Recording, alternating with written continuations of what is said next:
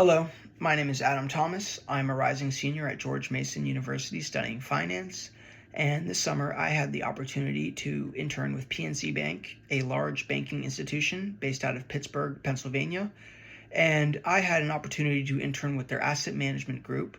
So I'll give you a little background on PNC. PNC was incepted in 1845 after a merger of two large Pittsburgh regional banks. And PNC is known for three large lines of businesses, the first being their retail banking footprint. So imagine your bank tellers and small lending solutions at the local bank. That would be the retail footprint. This summer, I got to work with the asset management group, which is the institutional asset management and wealth management services. So imagine clients with a net worth of at least $3 million and large institutions that have at least $10 million in cash that they'd like to invest. We handle their capital and ensure that we preserve and grow what assets they bring to us. And then the final line of business, that I'll discuss is the corporate and institutional banking, which is the large lending solutions for larger businesses. So imagine if you're a large company and you need $500 million, you'll most likely work with them. So like I mentioned earlier, I'm an intern with PNC's asset management group. And my primary responsibilities this summer were to help support the analysts and associates with any delegated work, as well as creating and winning relationships internally within the bank. So my job was to touch base with a lot of advisors and full-time professionals within the company, as well as helping the analysts and associates with any tasks they get delegated from the advisors. So some projects that I did this year, I'll give you a few that I did. The very first project that I got to do this summer was the Venture Vault project with PNC, which was essentially a Shark Tank pitch project where interns got in teams of 5, and we essentially had to find a solution for online banking where we had two types of stakeholders or customer segments, I should probably say, being consumer banking customers as well as small banking customers. So my team created a UI which had a cash flow analysis, lending solutions, a tax advisor, it had industry insights, as well as an AI financial advisor to help support the small businesses as well as help visualize long-term financial health for a consumer.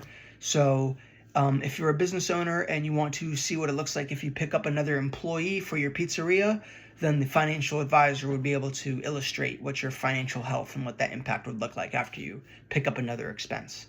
Another two projects that I'll be actually completing this Tuesday and Wednesday, the 28th and 29th, I'll be doing my 2 capstone projects.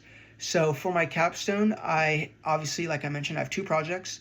The first is for the private bank, which is one half of the asset management group. And for the private bank, we'll be sitting in a client discovery meeting with a 65-year-old widow. And within that capstone, my role is a wealth strategist. So at a short, high level, the wealth strategist job is to ensure that the clients reach their long-term financial goals.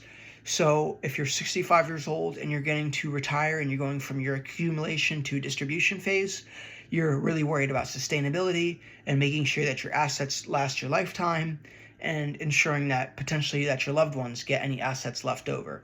So as a wealth strategist, this Tuesday, it'll be my job to address any concerns of financial stability using my cash flow analysis, as well as risk mitigation, such as life insurance policies if she wants to leave any cash for her beneficiaries or loved ones, as well as estate planning to ensure that she is as tax advantageous as possible, and so her loved ones can avoid the entire step of probate court potentially. Another capstone that I previously mentioned was the IAM capstone, Institutional Asset Management capstone.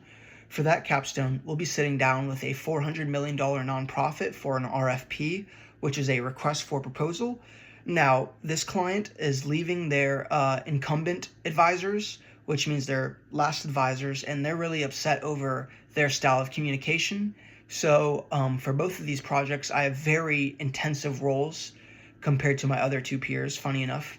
Anyway, I have very large roles, and for the institutional asset management side, as the investment advisor, it is my job to walk the clients through our investment philosophy, risk management processes. So think of liquidation risks, think of market risks in case, if we were in a very, contracting economy cycle, how would that affect their investment portfolio, as well as any other, ways we can help support their nonprofit's mission with their investments. So those are my larger projects that I got to do this year. Another project, or contribution I should rather say, that I got to do this year was we had an advisor turnover happen this summer. So a investment advisor had left the company, and what had happened was a lot of the clients were labeled at risk, which essentially means that they are at risk of leaving the company and bringing their assets with them to a different institution. So obviously, as you can imagine, that's a lot of revenue leaving the door. And from that, we had a fire drill, and it was a lot of Excel work, a lot of mundane tasks that I got to jump on. But I think it was really good because it showed that I had great work ethic, and that I was able to jump on tasks and be a hand that, or be a supporting piece within the company. Some aspects of the role that I didn't like. The first thing that I didn't like was the culture of the company. This is going to sound weird, but I'm not a very big drinker. There was a lot of happy hour events within, high finance, and drinking is not for me. So that was something that I didn't really like. People were drinking during lunch and stuff like that. Found that very weird. Things I did like about, the camaraderie side of PNC and high finance. We got to do a Volo league. So getting to play kickball with my peers, associates, analysts, even a manager, I think, came one time. That was really fun because it allowed us to become personalized with each other, and we had a great laugh together. Another thing that surprised me about the industry was just the amount of connectivity with each other within the corporate office. This could be a double-sided thing because it was also very clique-like at moments. But what you take with good, you take with bad sometimes. But overall, I was really happy with the amount of, love that was in the office. Everybody was very buddy-buddy. We were all there to support each other. And there was nobody really that didn't want to help you out. Something that I found less engaging, or that I found didn't offer me any value during the internship, was the amount of communication within the company. So to elaborate on that, I really disliked the amount of mundane meetings where I didn't have a speaking role. And this was, I disliked this a lot because I could have used my time constructively otherwise to do other projects, to support out other peers, or obviously, the opportunity cost on my time during these 30-hour, 20-hour meetings is just way too valuable as an intern. So that was another thing that I didn't necessarily like. I guess another thing that I did like working within this, internship was being able to cross-sell and being able to leverage different resources within the company during the institutional asset management side of the internship program. Being able to understand how multiple parts within the bank work to help support each other was really cool. And being able to see how teamwork actually works at a level like this. Obviously, coming from the retail banking side, I was a bank teller. Referrals were a large part of my role. And as a asset management intern, it was really cool to kind of see that follow me and understand the value of leveraging, your resources to better serve the clients and, of course, better serve the company. Looking ahead, this has definitely influenced my career goals. Is this something that I would like to do for the rest of my life? Most definitely not. Unless I was able to get a leadership role down the road, would I think this would be something for me? But being a analyst or an associate will be sufficient enough for the short term once I graduate college. Obviously, one critical piece of my job that I would like is the pay, and the pay for this is very good. I believe I'd be entering this job at around $70,000, $80,000.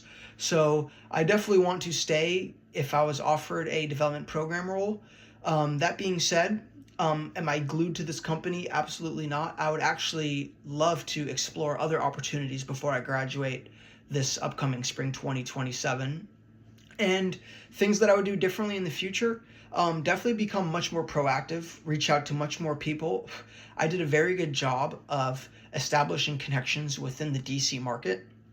I wish I had reached out of my region's footprint to other markets such as Texas, Florida, for other regional managers, and I'm sorry, to reach out to other regional managers and other peers within the PNC network, because I think that there is no amount of networking that isn't good, right? Your network is your net worth. And I got to see that tangibly here within PNC, and being able to leverage these people is a skill set that I had no idea coming into.